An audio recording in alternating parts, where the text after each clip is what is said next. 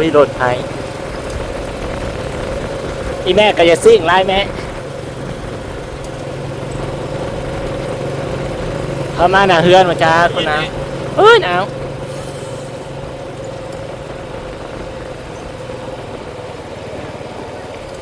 โอ้ยเข้ามาหน้าเฮือนอะไร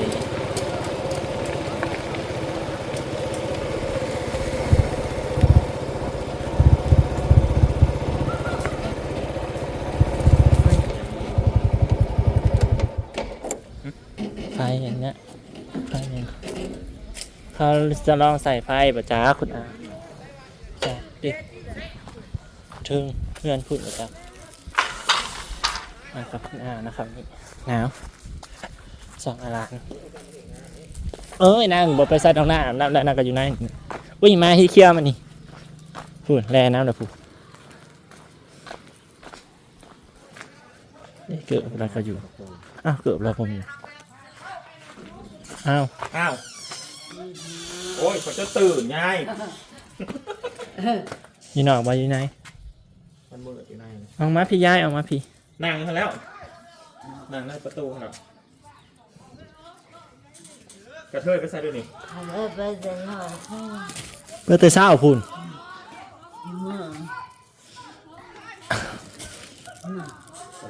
น้ำมักแตงมาหายเนี่ยจะดีสิแคนตาลูปหาย200 บาทมันไปใส่ก่อนแต่เศร้าป่ะไปหาผู้ชายป่ะมันไปหาผู้ชายป่ะนี่มาตายยากมาเลยพูนนี่แต่ผู้บ่าวเนาะอีจ้อยเพื่อนเมื่อผู้ชายเพื่อนพูนเต็มอยู่หันเต็มอยู่มาไปกินเชี่ยวพูดแทนรักมันบริพาผู้ชายมาเฮือนบ่เคยพามาจากเถื่อบ่มาเถอะหนึ่งฮะไม่บุกแล้วดาวมันพามาบ่อีเพื่อน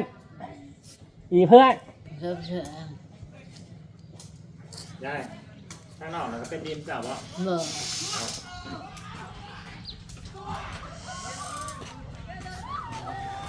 งมาเราตายสุดท้ายเรื่องมันก็สอนมึงไปสอนนึงบ่ได้ยังมาเลยอุเรกันเดียวโอ้ยสภาพนี่ไม่นั่งได้ไหมมึงไปเผาซ้ายหรือมึงไปสอนเดี๋ยวนี้จะดีสึมันเปียกส่งมาเปียกแล้วสอนมึงบอกอุเรกันเดียวโอ้ยมึงไปสอนจะใส่ในการนี้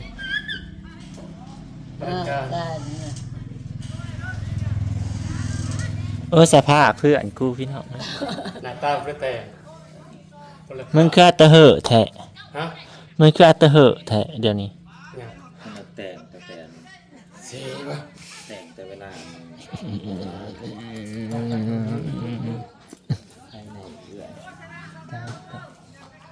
น้องสาวน้องมาหากันเมื่อมาตีบานทุกมื้อ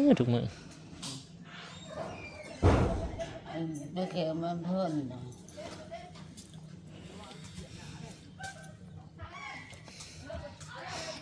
กินข้าวแล้วมันยังไงลืมถามเขียดพี่เอาเบื่อเลยต้องคืนมาลงเด้ป่นเขียดเลยพี่น้องมันปีกนะเขากินอยู่มันป่นเขากินบ่แล้วเบื่อ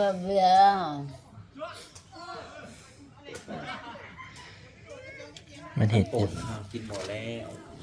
กลับไปหามันป่นโอ้ยขับไปเบิ่งของมันกันไปเบิ่งมาดูอีเพื่อนมันเป็นอยู่จังได้กูเบิ่งดูไม่ใช่ผู้ชายมึงนั่นมุมมี่ความแปลกเนาะโมมีติอาลีโมมีผู้ชายอาลีติมุมมี่เอากูเดียวไปฝากผู้ชายมือง่ายบริจักคนเลยบ่หาเอาเฮ้ยกูเห็นมึงก่อนโอ้ยหาเพื่อไทยนั้นมีประเด็นสนใจมึงเลยสนใจเบิ่งแต่มึงแต่งโตหันกว่าไปสนใจหัวมึงบ่โอ้ยหาเพื่อพักกับมุ้ยนี่จะพบถาม2 คน เข้าไปจากลิ้นนั่ง ก็เบิ่งสภาพเมื่อไหร่กว่ามีใครอยากเล่นน้ำบ่หน้าก็บ่แต่ง ป้ายังกับแต่ พี่น้องว่ากับหน้าอันนี้ก็บ่ได้แต่งคือกันหน้าสดๆคือกันเด้อค่ะนี่ ยังไม่ได้แต่ง เบิ่งหน้ามันหน้ามันนะ ภาพ ขนาดเปิดไฟซอยแล้วได้นี่มันก็แต่งหน้าแต่งตานี่กว่า มันนาอาการมันนาก็เริ่มไม่ได้แต่ง มึงบ่ได้ไปพาผู้ชายทางใดติเดี๋ยวนี้ บันมุง ไปอีก นะ ไปอีก ขับไปแทนซื้อมือว่าเลยครับลงไป คนนั้นน่ะบ่ พูดอะไร คนใหม่เด้บ่มีติ หมอมี ทั้งนี้กูบ่มีติ ว่า แล้วบ่แม่นจักดิเลย เพื่อสเปกเลยพูดอะไรเขาลงซื้อมือว่ากับเมียครับ มันคือหิแหงแต่เดี๋ยวนี้ การเล่นไปเรื่อยๆแล้ว โอ้ยเนาะ ไปเมียเขาเปิดโอกาสให้เล่นได้ เขาบอกเอากันให้มึงเล่น ฮะ แล้วมึงก็ได้กินเขาอยู่ ก็ได้กินข้าวอยู่ แม่นบ่ ได้กินอยู่ แท้ จริงผมได้ตัว ใหญ่เลยน้อย อ้าวเขี้ยวมึงน่าก่อนคุณอ้าวมันมีเรื่องเล่า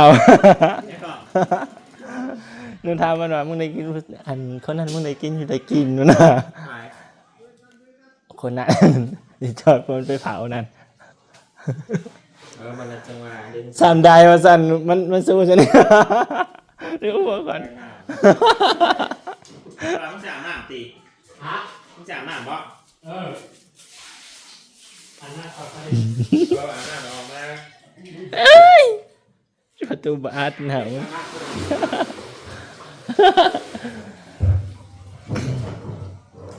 บันเห็ดกินเพิ่น คุณทีดินบอกให้ว่าเนาะ ไปหาละพันเราจะออกมา ภาพพี่น้อง สภาพ มึงกับมึงสภาพมึงเนาะได้หนาวเฮ้ย มันคือบ่ไปเผาผู้ชายตีบอลตีบ้านไหมเตะตะกร้อไหม มีแต่นิดหน่อย ประสาทกระเปกเลย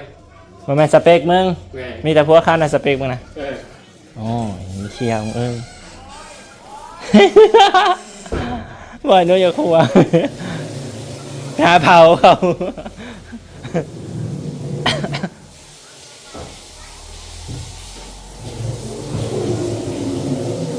ไปซ้อมเมืองผู้ชายเตะตะเกาะกันหน่อยหนึง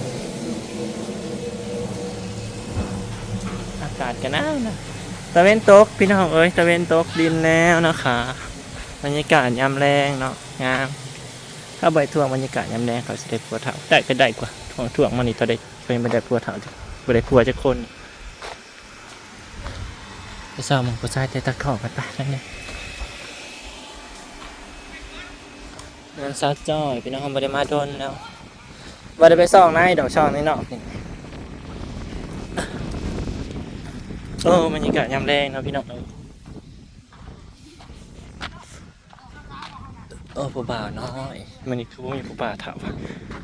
ไม่จะผู้บ่าวซ้ำน้อยมีแต่ผู้บ่าวซ้ำน้อยพี่น้อง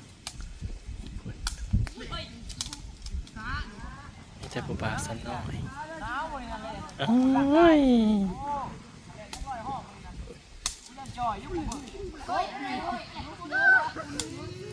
มีแต่ผู้บ่าวซ้ำน้อยเฉพาะอีจอมมันจะบ่แม่นสเปกมัน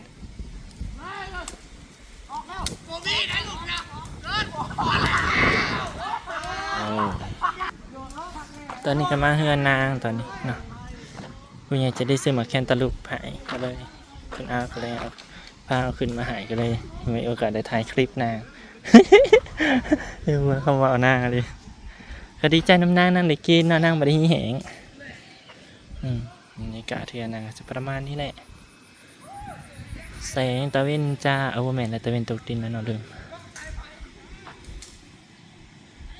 นี่ก็เสียเทือนใหม่อีกไฟอย่างอันนี่ไฟอีกอย่าง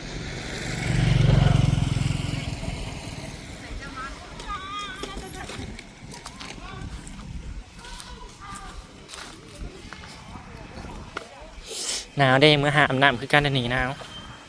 ไม่แค่อาบน้ำได้วะน้ำขนาดนี้เนื้อเปิดน้ำอุ่นอาบเด้อมันกับเปิดน้ำอุ่นอาบคือการเราลืมไม่ถามเลยเป็นยังไงต้องยังจบกันอ่ะ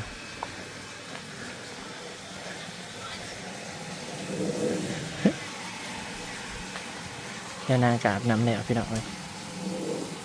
ว้ายตายแล้วมันแต่งตัวเสร็จแล้วค่ะ เอามา โอ้ยมึงทาหนาแล้วมึงทาแป้งทาครีมหรือยัง ทานแล้วนะทานแล้วนะ คือใครนี่ ก็ขึ้นเลยทาครีมเลยทาตะพอ ดำพูดบอกว่าดำเนี่ยดูหน้าด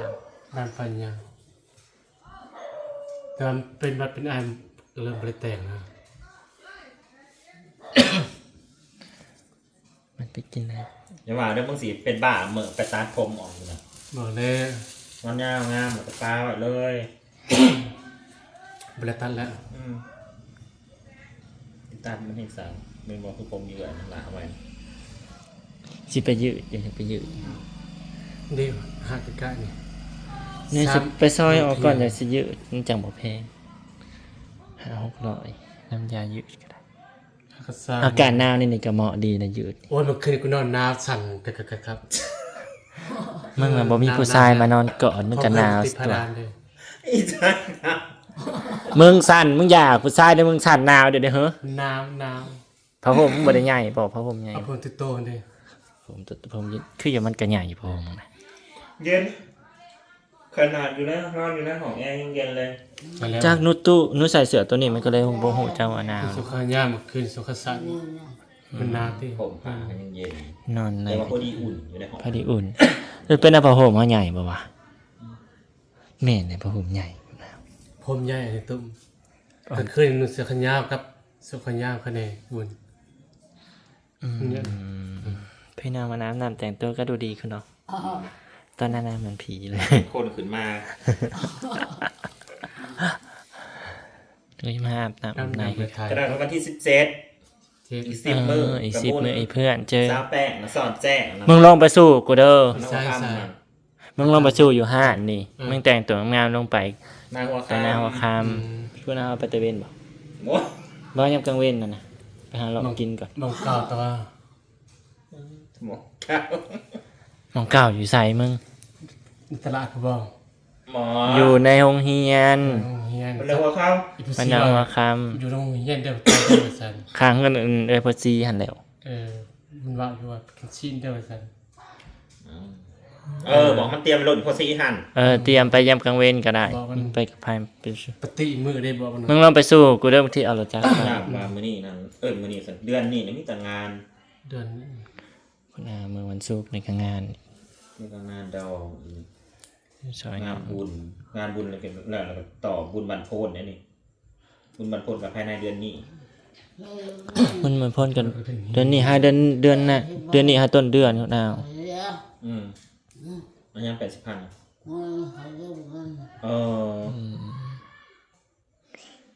นั่นแหละ โอเคพี่น้องเลยเก็บบรรยากาศสักนี้ลองไปอาบน้ำก่อนค่ะหนาว สิเมื่อก่อนทาอยู่เห็ดอยู่เห็ดกินซะก่อนหลังจากที่ทามีซอยล้างไม้ซะก่อนมัน